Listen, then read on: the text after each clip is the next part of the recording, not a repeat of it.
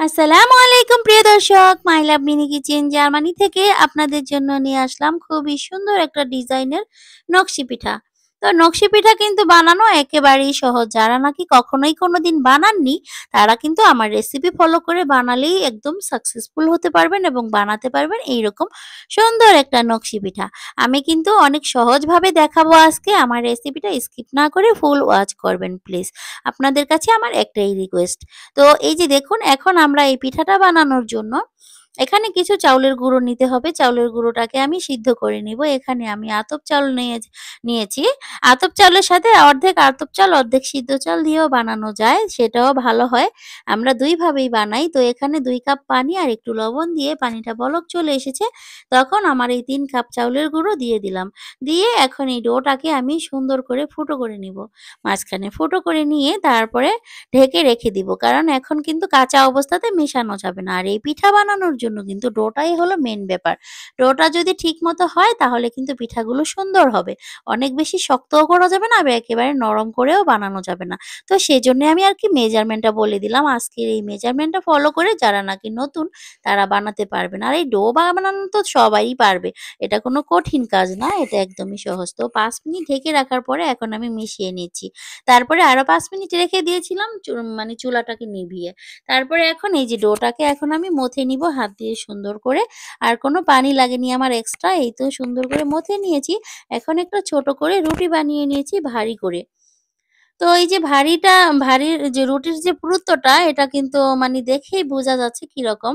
তো আমারই একটা ভুল হয়েছিল, দেখানো উচিত ছিল। যাই হোক, আবার পরবর্তীতে দেখিয়ে দিব কতটুকু ভারী বানিয়েছি। তো এই যে দেখুন, এখন আমরা একটা গ্লাসের সাহায্যে মাঝখানে একটা বৃত্ত এঁকে নিয়েছি। তারপরে একটা কাঠি দিয়ে দাগ কেটে নিলাম। তো এই কাজটা কিন্তু মানে খেজুরের কাঁটা দিয়ে করতে হয়। তো আমি তো জার্মানিতে আছি। এখানে তো আর খেজুরের কাঁটা নেই। তো এখন কি আর করব? সেজন্য একটা শাসলি স্টিক দিয়ে দাগ কেটে নিলাম। আর শাসলি স্টিকটা কিন্তু অনেক বেশি মোটা, সেজন্য ওটা দিয়ে আর কিন্তু ডিজাইনটা হবে না। এখন কি আর করার? আমার কাছে একটা কুশি কাঁটা ছিল, সেটাও খুঁজে পাচ্ছি না। কি যে করি? মনটাই অনেক খারাপ হয়ে গেল। কি করব আর? মনটা অনেক খারাপ হয়েছে সত্যি। কুশি কাঁটাটা খুঁজেই পেলাম না। কোথায় যে গেল? আমার বাচ্চা আছে না? আমার বাচ্চারা সারাক্ষণ আমার জিনিস এদিক থেকে ওদিক নেয়, ওদিক থেকে এদিক নেয়। ওরা যে কি করে ওদের জন্যই আসলে খুঁজে পেলাম না। ওরা কোথায় রেখেছে জানি না। তো খুঁজে বের করতে পারলে কিন্তু সেটা দিয়ে আমি করতাম। সেটা দিয়েও এত একটা ভালো হবে না। সবচেয়ে বেশি ভালো হয় খেজুরের কাঁটা দিয়ে এই ডিজাইনটা। তো আমি এই সুইয়ের সাহায্যে করে নিচ্ছি। তবে সুইটা একদমই ছোট, ধরতেও অনেক প্রবলেম হচ্ছে, ডিজাইনটাও করতে অনেক প্রবলেম হচ্ছে। তো কিছু করার নেই, কষ্ট করেই করতে হবে। এছাড়া তো আর উপায় নেই, যেহেতু আমি আজকে এই পিঠাগুলো বানানোর জন্য এই ডোটাকে রেডি করে নিয়েছি। আর বানাতে তো হবেই, যেহেতু পিঠা বানাবো আজকে নিয়ত করেছি। আর এই ডোটাও রেডি করে নিয়েছি। এখন কি আর করার? সেজন্য আস্তে, আস্তে কষ্ট করে এই সুইটা দিয়েই করে নিচ্ছি ডিজাইনগুলো। তো এই ডিজাইনটা কিন্তু এক্কেবারেই সহজ। সবথেকে সহজ একটা ডিজাইন আমি আজকে করে দেখাচ্ছি। তো এভাবে করে প্রত্যেকটা মানে পুরোটাই আমি করে নিব দেখুন। আর এই পর্যায়ে এসে যারা নাকি আমার চ্যানেলটাকে সাবস্ক্রাইব করেনি, প্লিজ আমার চ্যানেলটাকে সাবস্ক্রাইব করে আমার পাশে থাকবেন।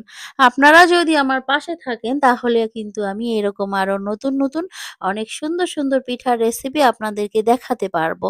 আর আপনারা যদি আমার পাশে না থাকেন তাহলে তো আর আমি অনেক দূর পর্যন্ত এগিয়ে যেতে পারবো না। এগিয়ে যেতে হলে তো অবশ্যই আপনাদের সবার সাপোর্ট দরকার। সবাই আমাকে প্লিজ ভালোবাসা দিবেন, সাপোর্ট করবেন। আপনাদের সাপোর্ট ছাড়া আমি কখনোই এগিয়ে যেতে পারবো না। যত ভালো কাজই করি না কেন আর যত ভালো করে রেসিপি বানাই না কেন কিছুই হবে না। আসলে সব মানুষের ভালোবাসাটাই হলো মেইন। যদি কেউ আমাকে একটু ভালোবাসা দেন, ভালোবেসে আমার ভিডিওটাকে দেখুন এবং আমার সাথে থাকুন প্লিজ, এবং লাইক, কমেন্ট, শেয়ার করবেন। এতে করে আমার ভিডিওগুলো একটু তাড়াতাড়ি নতুন, নতুন অডিয়েন্সের কাছে পৌঁছে যাবে। আর নয়তোবা এই ভিডিও এখানেই পড়ে থাকবে, কেউ যদি আমার ভিডিওগুলো না দেখেন আপনারা। যারা আমাকে সাবস্ক্রাইব করেছেন প্লিজ আপনারা কিন্তু আমার ভিডিওগুলো একটু দেখবেন কষ্ট করে। আপনারা যদি না দেখেন তাহলে আমার এই ভিডিও বানানোর কোনোই দাম হবে না। কারণ YouTube কিন্তু ১ম এই সাজেস্ট করে যারা নাকি সাবস্ক্রাইব করেছে তাদের কাছে। তারা দেখলে নতুন অডিয়েন্সের কাছে পাঠায় ভিডিওগুলো।